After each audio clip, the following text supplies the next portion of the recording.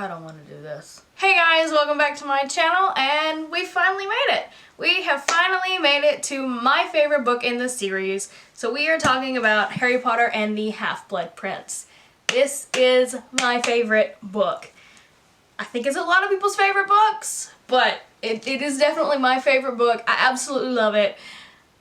I cannot say the same for this movie. I do not like this film at all. It has a massive tonal problem. It's a really bad teen rom-com, and it's very oversaturated the entire time. I do not like this movie. I have no love for it. To quote Cosmonaut Marcus, this film is not a guilty pleasure. It gives me no pleasure, only guilt. I do not like this film at all. It's so sad. Because this is the best book, and it's so bad. The film is so bad. I do not like it. No one will ever convince me to like this film.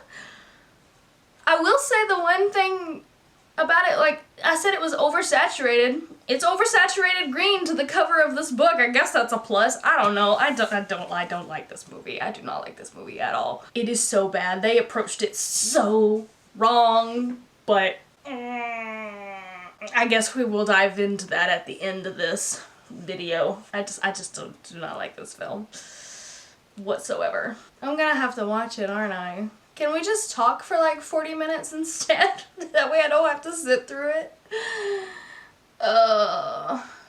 Alright. Let's get it over with. Let's just watch this movie. I do like this opening though, and like trying to put him in like his mental state. Like this is pretty much like he's almost at, like he's at his lowest point.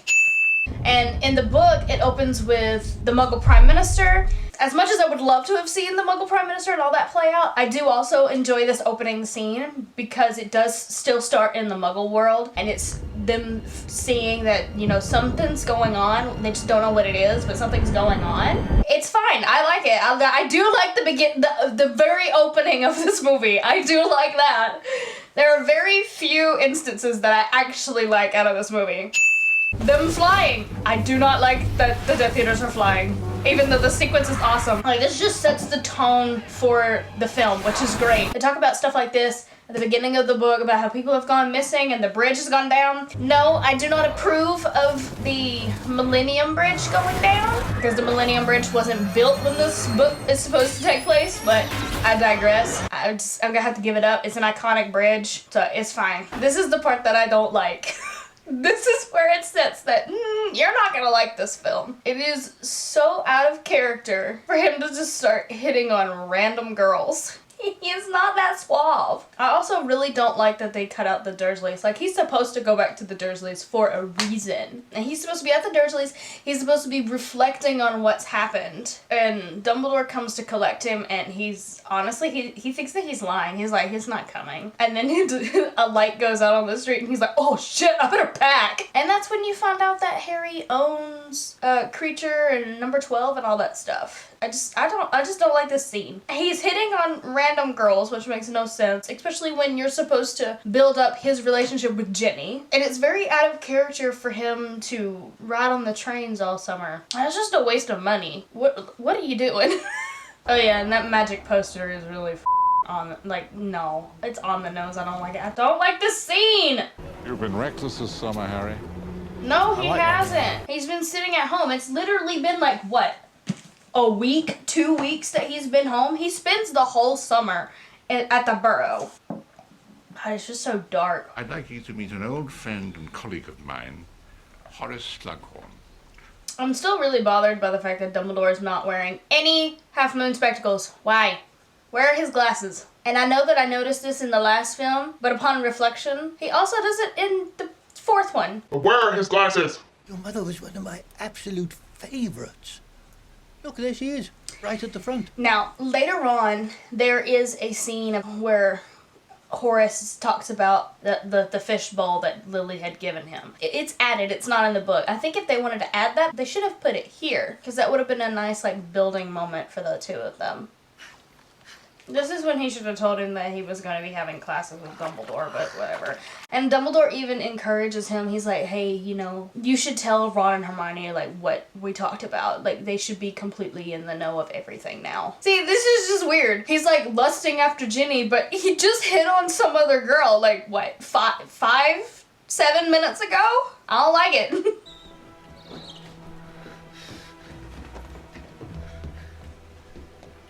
Why is it so cringe?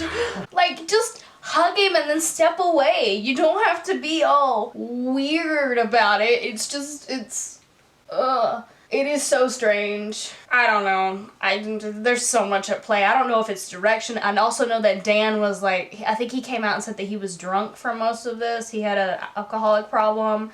And it's just, oh God, like that. Just act normal. Act like how people act. Don't be creepy and cringe. But in the book, Harry shows up, everybody's asleep. Molly's the only one that's waiting up because I think she thought that he wasn't supposed to be there till later. And she's still waiting on Arthur because Arthur got promoted at his job and she's waiting on him to go home. And that's when you see the clock. And it's his mortal peril. And you're like, yep, everybody's in mortal peril. You got Molly Wobbles and Tonks is there.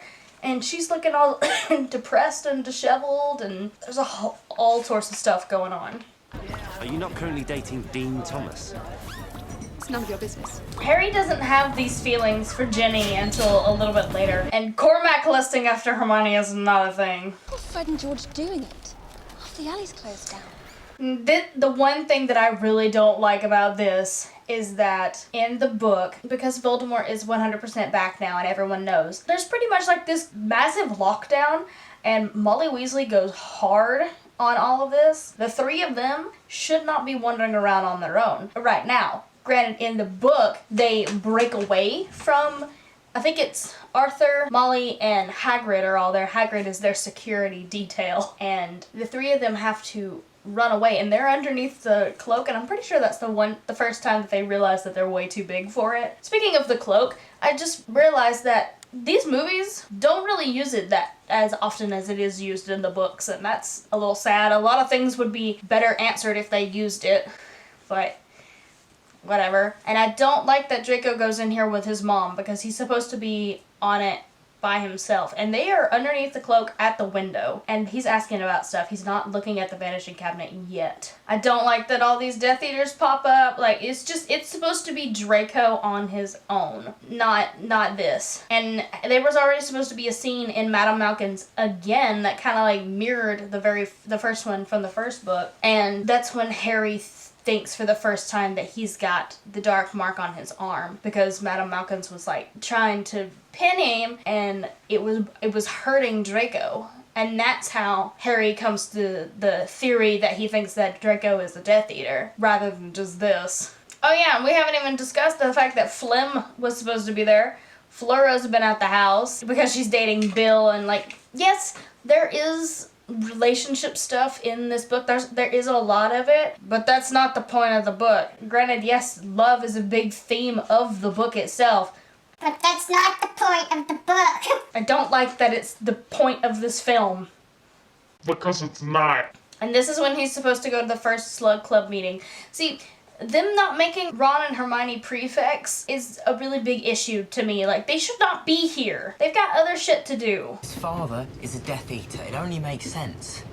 Besides, Hermione saw it with her own eyes. I told you. I don't know what I saw. What did you see? Because there was no point in any of us seeing that. You did not visually show us anything.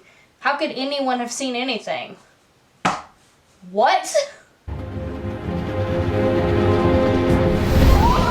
I guess they were like, well, we're not going to put in the Peruvian instant darkness powder later in the film, so I guess we got to do it here. Because it doesn't use this. Because Harry follows Zenobie back to their carriage. Hogwarts.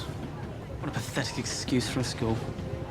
I think I'd pitch myself off the astronomy tower if I thought I'd continue for another 2 years. That is hilarious. Sorry. That line's funny.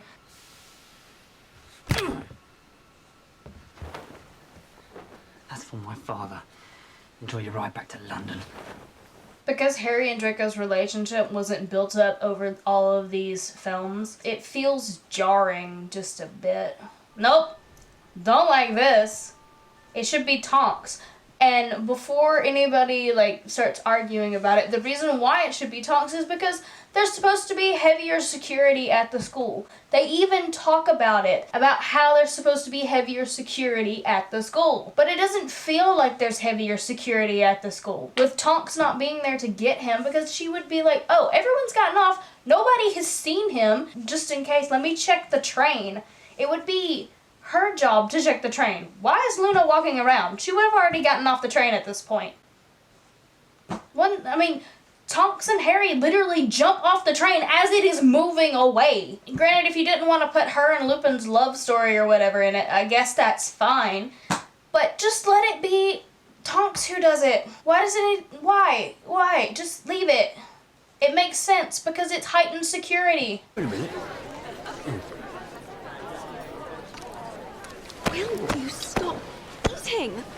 Your best friend is missing. It is a thing in the book where he does eat a lot, but this is just, it's not a defining character moment. Why isn't Ginny sitting with Dean? Tom Riddle. Wait, go back. Hold on. Okay, so she is sitting next to Dean. Well, then why was she dabbing Harry's face? What the f***? Well, that is just weird. Would you let your girlfriend dab another person, like another guy's face? Lovingly? What? Oh, that is so bad. Oh, it's bad. Like, they show that they've got heightened security, but it never feels like there's been heightened security. Oh, they didn't even go over their owl results. That's another thing. Like, Hermione's got perfect owls and she actually gets genuinely upset and mad at Harry because Harry beat her in Defense Against the Dark Arts. They spent the whole 5th book, obviously, like, talking about their owls and stuff, which they didn't even show but one exam. And then, like, you didn't get your results? What is that? I don't know. Oh, I hate this movie. I know right now it just seems like nitpicking, but we will get to the other stuff soon. We just gotta get there first. And I think someone in the comments had said something about Ginny's moment in the 5th book about dealing with Harry being possessed and stuff. And I have to agree with you. I think that part should have been in the book because I thought it was in this one for some reason. I think that part should have been in the movie as well. I agree. It would have given Ginny, some kind of connection to Harry. Like, you have those subtle looks and those looks are good. Like, the 5th book makes Ginny look good. However subtle and small it is, it's gonna just f*** her over. Like, she's so confident. It's like she melts at. She's like awkward around Harry. Like, no, she is so confident. And this is Amortentia, the most powerful love potion in the world. It's rumoured to smell differently to each person according to what attracts them. For example, I smell freshly mown grass and parchment and spearmint. See, toothpaste. I like this. This is cute. I wish that it had been some way that Harry could have been able to smell it as well. Like, I know in the book it just says that Harry smelled this, and this, but it would have been cool, like, if they had set it up at each table and there was, like, the scene, and that one was at their table and Hermione was talking about it, and then you cut to Harry and he, like, sniffs it and then he starts, like, writing down what he smells. That would have been cute. I'm honestly surprised, like, even in the book, that Harry didn't recognize it being Snape's handwriting. I mean, granted, your handwriting does change over time, but still. And Seamus. They brought the running gag back, and I can't be mad at it, because the payoff of the running gag is so good. I cannot be mad at it. And I love her hair. It was always supposed to be big until she started actually taking care of it in the 4th book. And I do love that her hair starts going insanely crazy. Perfect. So perfect, I dare say one drop would kill us all. Okay, so in this book, Harry is, like, obsessed with Malfoy, but Hermione becomes so obsessed with the Half-Blood Prince because she just needs to call him out and find out who it is. It's hilarious. I'm not even gonna call out, like, half of those students are not even supposed to be there in there. Because Katie Bell 1, Katie Bell is a 7th year. She's not supposed to be in there. Romilda Vane, 2, she's a 4th year. Why the f is she in this class? The other people that are in that class, half of them are in the grade year, but they're not even in that class. Because Graham and Goyle's too stupid to take that class. Why are they in it? Ernie McMillan's supposed to be in there, but he's not there. So, whatever. I quit. I quit. What about your activities outside the classroom? No. Sir? Well, I notice you spend a great deal of time with Miss Granger. Ew, like I can't why? help wondering. Teacher, student, line, don't cross it. Because then that starts getting into weird, like, Joe said that Dumbledore was gay, and then this makes him just look predatory onto a child. Like, no. No. Okay, this is the part where I really start to get pissed off about this book. Because I see this book as a whole. The only way that I can describe it is that it's kind of like the Infinity War of Harry Potter, because the main point of this book is to learn about Voldemort. It's supposed to be Voldemort's book, you know? Whereas Infinity War is kind of like Thanos' movie, where it's all on him and like that's where the focus is. This movie doesn't do that. This movie chose to focus on the teen rom-com aspect of it, and it's just so wrong, where the focus should have been on Voldemort himself. This should not have been the very first memory. It should have gone back further to his origins and everything like that, because that's when you find out that the reason why he was conceived and how come he can't love and all this mess. Like, that is the point of this book. Why is it not the point of the movie? Why? I can make bad things happen to people who are mean to me. I can make them hurt. And see, I watched Movie Flame's video on why this movie is so bad, and they pointed out that line where Tom says, I can make bad things happen to people who are mean to me, which is completely wrong, because that makes you sympathize with him, whereas in the book, the line is, I can make bad things happen to people who annoy me. That right there is definitely the biggest change in that characteristic of when he's young, because it makes you say, oh, well, he's been bullied. You know, we should feel sympathy for him. No, he's the one that's the bully. He's the one that's mean. And like his little trophies and stuff, like he's a serial killer. He's collecting trophies like a serial killer. It's just all wrong. They should have gone back. Now, I do really enjoy the imagery of the black and the white bird. It's a little on the nose, because if you know what light and dark is, I like it. I do enjoy it.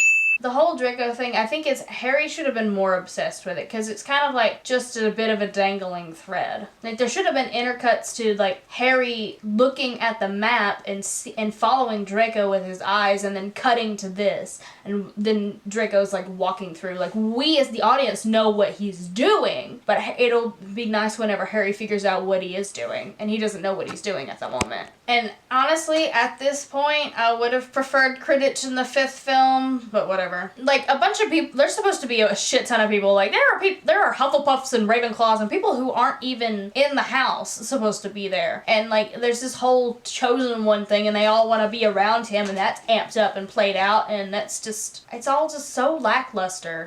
I don't like this film. And Ginny yelling, shut it! Like, that's, like, her one confident moment out of this whole thing. No. Say, think you could introduce me to your friend Granger? No. Wouldn't mind getting on a first name basis, know what I mean? No, because that's not, no. I mean, I can see him doing that to get under Ron's skin, but he doesn't really know Ron. As annoying as Lavender is, they do Ron and Hermione pretty good in this movie. Why not do your main couple the best? It's just so cringe. Why not? My favorite line. The binding is fragile. The binding is fragile? Yeah. Now, like, this is the one scene of Ginny and Harry that I actually like. She calls him out on his shit, but they don't do anything with it. Like, hello, Ginny could be like, hey, do you remember that time that I also read from a book and talked to it that had a name of someone else? And it possessed me? Like, have the conversation. Just talk to each other. You don't speak. Oh, I hate this movie so much. Ah. Oh, bloody hell. Harry, have a reaction. Honestly, Mum, we're only holding hands. Harry, have a reaction. It's the girl of your dreams. Like, you want to be with her. Have a reaction. Don't just be blank-faced. Oh, my God. Listen, my boy. In the old days, I used to throw together the occasional supper party. Select a student or two. Would you be game? I'd consider it an honour, sir. I love how he says that, but in the book, he almost never goes. Like this right here between Ron and Hermione. This is cute. This is building up their relationship and the awkwardness of their friendship. Just have like a 5 or 6 second scene where Harry looks at Ginny and makes a face.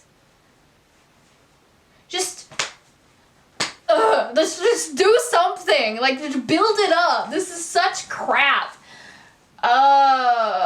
Ginny is my favorite character, and this movie sucks.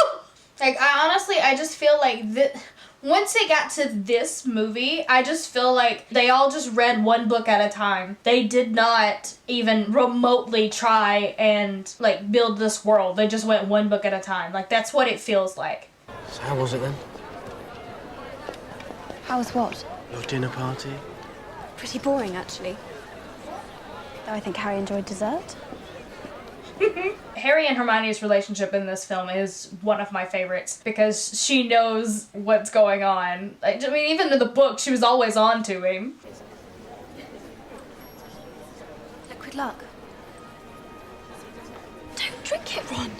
See, Harry wasn't supposed to be, like, overt about it. He was kept denying it, be like, I didn't put anything in it. He just made him think that he did. It's just, I don't know, it's weird. It was always weird to me. Come on, Harry. We've got a game to win. Like, why couldn't have Ginny been part of the conversation? She was sitting right there. She and Harry are, like, weirdly beside each other all the time, but she doesn't speak. Give her a voice.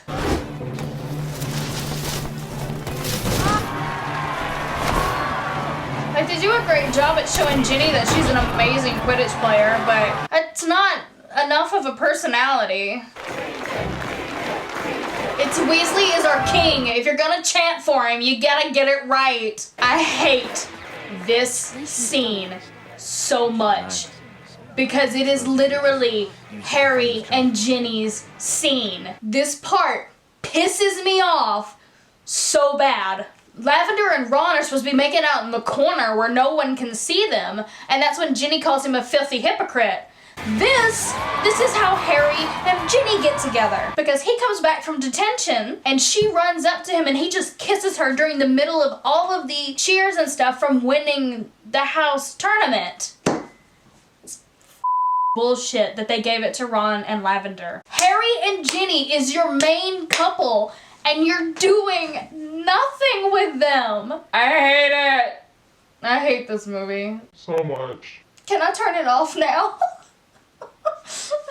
Please, can I turn it off? Do I have to finish this video? How does it feel, Harry?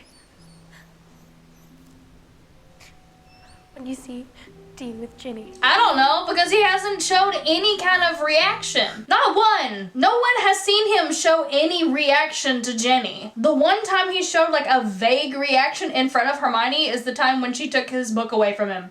And that was it. Because Harry shows no reaction when Ginny and Dean are together. It feels like this. Does it? Because you show no reaction. This is sad. It's like, look, Ron and Lavender are kissing. Sad Draco. That's why I wear shoes to bed. I love Luna. She's so good. Oh, look, it's Sad Draco again. Jesus, like, Harry's supposed to be obsessed with you. Why isn't he obsessing over you? Why is this shit in this movie? Like, it's just so awkward and cringe. Why is it in this movie? I don't give a go away. God, it's just really annoying at this point. This right here is the part where I'm so over the fact that this is a teen rom-com. Like, I don't give a move on.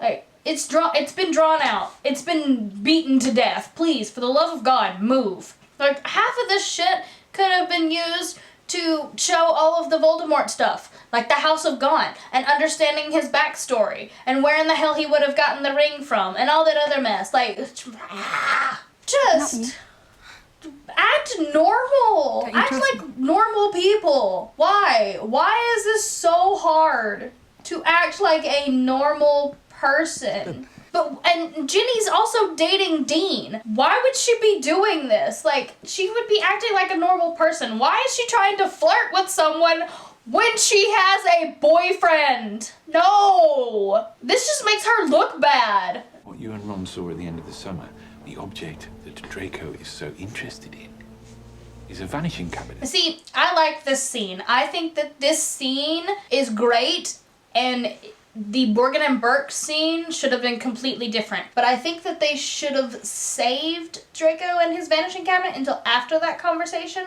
That way you just have him being really sketchy and Harry trying to figure out what it is. It would have built up the momentum faster rather than you already knowing what he's doing. But that's just me.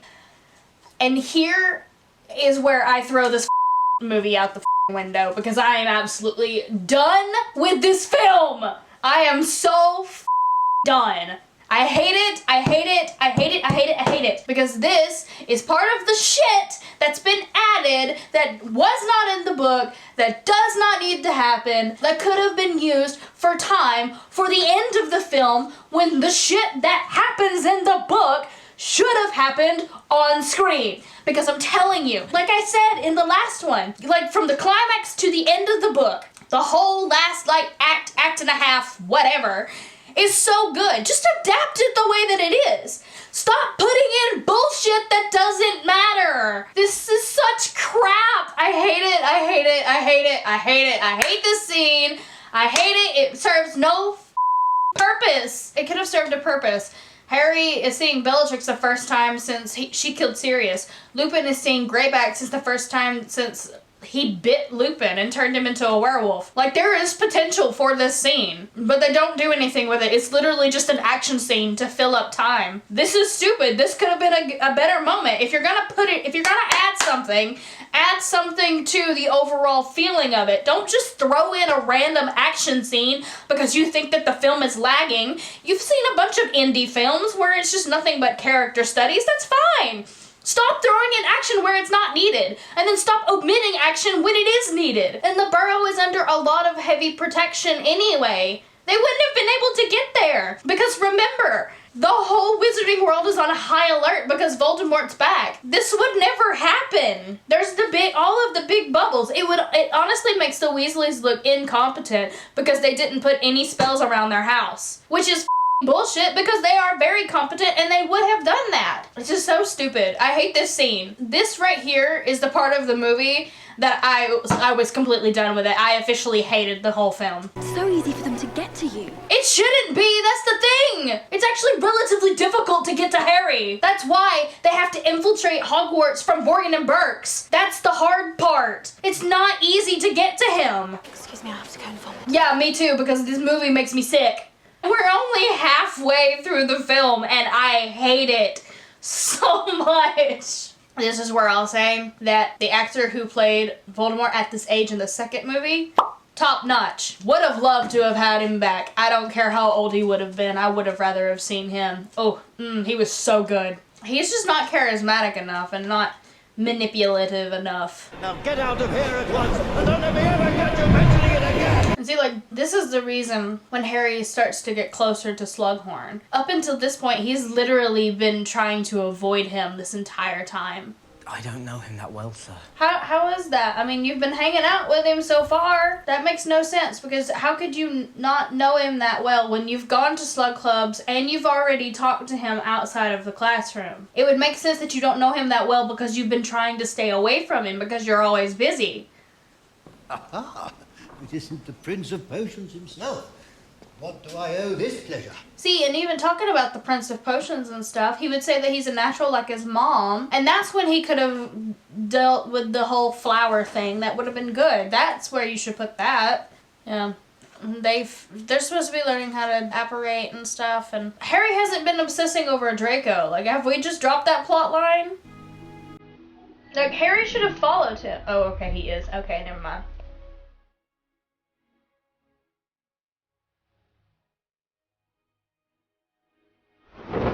Why isn't Harry trying to get into the room? Because, like, in the book, there's this whole thing about the Quidditch game, and Harry gets knocked out, and I guess it's irrelevant at this point. But whenever he gets knocked out, he puts a tail on Draco. He gets Creature and Dobby to go after him. Once he finds out that Draco's using the Room of Requirement, Harry's at the Room of Requirement all the time trying to get in. Why are they not intercutting this scene with Harry trying to get into that room? Like, Harry's supposed to be obsessed with Draco during this, and he's not. Why aren't they cutting back and forth to Harry being obsessed over Draco and trying to get into this room? Oh yeah, he even tries to use the Levi Corpus spell, which he recognized because that's the one that his dad used on Snape. And he uses it on Ron, which is hilarious. And Sectum Sempra is supposed to be the only one that he uses out of this book. No, like, show him using the book more. He does it for more than just potions and just this one spell.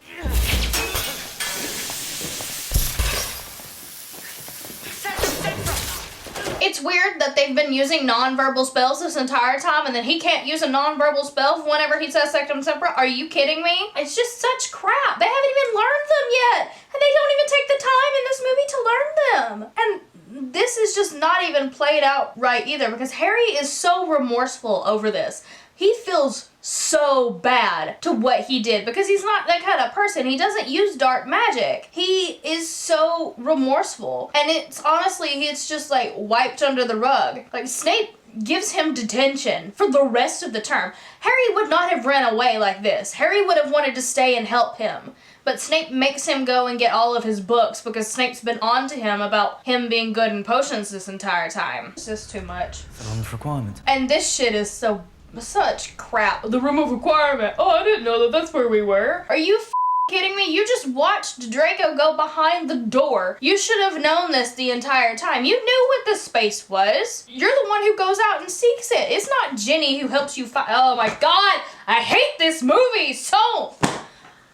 Oh, it's so stupid. I can't. Can I just cut off the video? Do I have to watch the rest of this? Because it's just gonna get worse. Like I said, I do not find pleasure from this movie. I don't like it. I never watch this one. Usually I just skip it. It's just not built up right. I feel like I should be making an argument, but I'm so irritated by all of it that I don't even know how to make an argument as to why this movie sucks. Sorry guys, I'm trying, but my brain hurts. This movie makes my brain hurt. This is the movie that has so many changes that are so stupid. It's so dumb.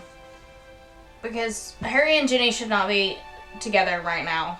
I'm going down to Hagrid's. Why don't you get underneath the cloak and go through the portrait hole like you're supposed to, and then be the reason that Dean and Ginny break up? Dean and Ginny haven't even broken up yet. Like, basically, they just made Ginny to be a cheater. She just cheated on Dean. Unless if I am completely mistaken and someone told Harry that she and Dean had been broken up, I'm pretty sure that Ginny just cheated on Dean. And is one snapped in two. Which was sad. Like, I like that the Felix Felicis, like, gives him this extra pep. Poof. Poof. Poof. Like I've said, I like the story about Francis and Lily and stuff. I feel like it should have been something that was addressed earlier. Be like, oh, Harry, you know, you're just as good as your mother. Your mother actually gave me this fishbowl. And he would tell that story. Like, that would have been good earlier whenever he finds out that Harry's like his mom with potions, even though he's not. That story would have been great. Here, I would have preferred for Harry to be the one to pull out the information from Slughorn and tell him, you know, do you want to know what happened? Voldemort came into the house. He killed my dad. My mom begged him to spare Harry's life. Like, the story's nice and all, but move it. Killing rips the soul apart. It is a violation against nature. Can you only split the soul? See, he's got the ring now, so it's to show that he's already got it. Well, where did he get it from? What is this magical ring? Well, I don't know. You cut out the scenes where the ring is important, so you don't know that it was a Peveril heirloom. You probably shouldn't know that it's a resurrection stone yet. You don't know that till later. But you don't know where he got it, where he found it. And it's like, has he already made this Horcrux? If he has, who was the person that he killed? No one knows. Well, let me tell you this. You would be able to know the answer as to whether or not he actually made that into a Horcrux because he went and killed his dad and his grandparents. But you don't know that because you don't have the scene where Morphin is the one who gets arrested for it and is proud of it. And you just... They only show two memories. They show two memories. One of them I'm not counting because it's literally the same memory twice. It's just because it's foggy. Where are the rest of the memories? I understand that you probably can't put all of them in, but you really should put in at least one of the most important ones that lead up to all this, rather than honing in on all the relationship bullshit that you can't do right. How would you find them? They could be hidden anywhere, couldn't they? True, but magic, especially dark magic. Nope. I hate it. This is one of the things that I absolutely hated.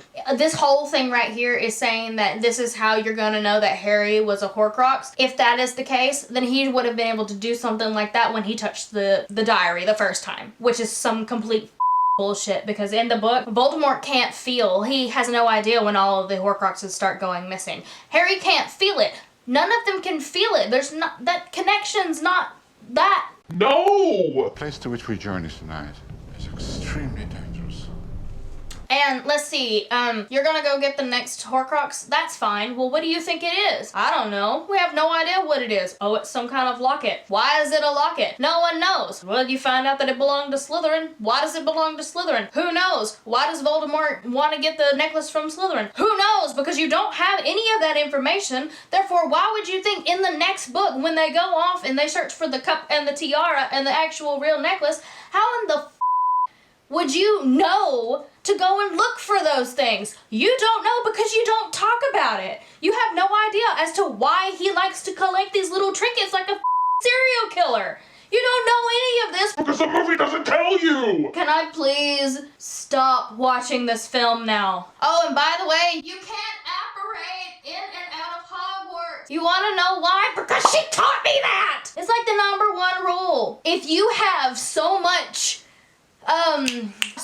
security around the castle, how in the are you able to apparate in and out of it? They didn't have to go all the way down to Hogsmeade like they do in the book. All you have to do is just walk outside of the boundary. It would have been fine. I'm so tired of this movie, and we've got like 25 minutes left. I'm so exhausted. Everything about this scene is fine. I absolutely love it. It's visually stunning. My only problem with it is that you have no idea what in the the infurious, whatever the hell you want to call them, are, because Snape doesn't get to teach them. You don't get any classes with Snape. That is a tragedy in itself, but I'll get to him in a minute. You know, this movie could have redeemed itself from here on in, from like this chapter all the way to the end. If they had just adapted it the way that it was in the book, it could have been redeemed. I could have forgiven it for a lot of stuff. Maybe, but it could have been redeemed, and it's not. It's really hard to complain about this scene. It's done really well. Like when they actually adapt things that are correct, it's fine. Order. I always wondered why he couldn't use Agumenti and just like squirt it into his mouth. I mean, that's not even in the book or in this, but I've always wondered that. Why can't you just go Agumenti and like squirt it in his mouth? I mean, it probably could have worked. You could have saved yourself from all this mess, but I guess that's not how it works.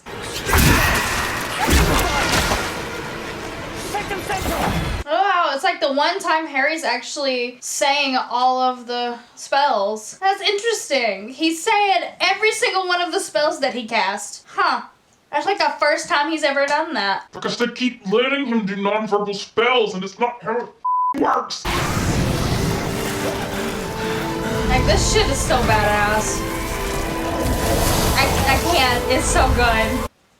Oh, Okay, I'm sorry. I have been just like ignoring the fact that the differences because I've just been so mad this entire time. I apologize that I have not been doing my duty correct. When Harry is supposed to go with Dumbledore, Harry is supposed to tell Ron and Hermione and Ginny to take the liquid luck and to, just in case, he's like, here's the map. I know Malfoy's going to try something, especially since Dumbledore's going to be away. Him and Dumbledore go to Hogsmeade, they leave, and then when they come back and they did all that stuff, the dark mark is already over the tower. And honestly, it's fine that they do it later. It doesn't really bother me. That's not the point. The point that bothers the piss out of me is, where is the Battle of the Astronomy Tower? Where? You've got the Death Eaters to come in, and like Bellatrix, she's not in it. She's not there in the book. It's fine that she's here. I like it. It doesn't bother me. But you've got the Death Eaters infiltrating into Hogwarts, and you've got amped up security. They would not be able to just easily leave. You should be under the invisibility cloak, but who the f am I to know anything? Hide yourself below, Harry. Oh, he would be able to if he had the invisibility cloak like he's supposed to. Actually, he doesn't even hide because Dumbledore hits him with Petrificus Totalis and he is literally stuck there underneath the cloak. He cannot move. Why in the hell would Harry go downstairs and just watch this? That is completely out of character. He would not do that.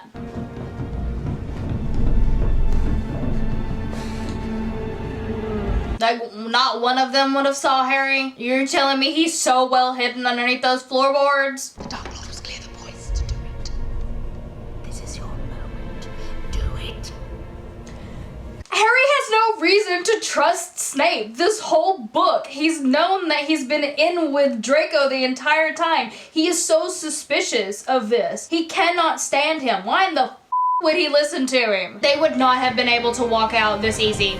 And you're sitting there and you're telling me that not a single Auror, okay, the one Auror is there? That's all you have? It's one guy? That stupid ass scene that they threw at the middle of the film at the Burrow? They could have cut that and actually made the battle! There's like no redeeming qualities for this film. I would like to hit it! Can I take this movie and just hit it with the book? Dare use my own spells against me, Potter. Yes, I'm the half-blood prince. Well, that shit came out of nowhere because nobody knows. Nobody could have been able to figure that out because you haven't shown the book in like 40-something minutes. There's no layout as to who exactly the Half-Blood Prince is. I'm pretty sure the last time they even speak about it is really whenever they go to Hogsmeade the one time. And then the last time you even see it has to do with Sectum Sempra, and there's just, it's such bullshit. The movie that the book is named after doesn't even go in to finding out the mystery of who the Half-Blood Prince is. You have nothing. I hate this movie. Not to mention the whole line whenever Snape says, you will never be able to defeat me until you keep your mouth shut and your mind closed, because he knows legitimacy, and there's his whole plot point that Harry doesn't know how to do nonverbal spells. I hate this movie. I do love this. This I do like. I do like this edition. I'm too mad right now to like it. Then you cut out everything about Molly and Arthur showing up because Bill was there. Bill got attacked by Greyback. You don't have any of the battle stuff, therefore none of the other outside romances don't matter because Bill and Fleur get married out of nowhere in the next movie, and then Remus and Tonks are trying to tell you that they got married and that they're pregnant, and that comes out of nowhere in the next movie. But you don't have his funeral. He doesn't talk to Scrimgeour because Scrimgeour wants to get him on the good side of the Ministry, which he hasn't been in this entire movie because he was in the book and they completely cut that out. Him and Ginny don't break up, which is really weird, and they should have broken up because that is like the decent thing that he does because he doesn't want her to be in the in-between, and so it makes their kiss and their relationship in the next movie really, really strange. I want to know how they could have done a really good job from Order of the Phoenix. Like, I know that I dogged on it a lot, and I think that they could have done better since it was the shortest film with the longest book. Like I said, it's still my second favorite film because it does a really good job of shaving down the unimportant parts, whereas this film throws it all out of the window, has a massive tonal problem, it's oversaturated, everything looks yellow and green for some weird-ass reason, they cut out half of the shit that's actually important and put in crap that doesn't even make any damn sense. Oh my god, can I please be done with this movie? Why is Ron even in this scene? He has no words. Ron's okay with it, you know. You and Ginny. How in the hell can Ron be okay with it? Why is Hermione telling Harry that Ron is okay with him dating Ginny? It's not your sister! It's Ron's sister! Why can't he have a voice? Why can't he speak? I am so tired of this movie!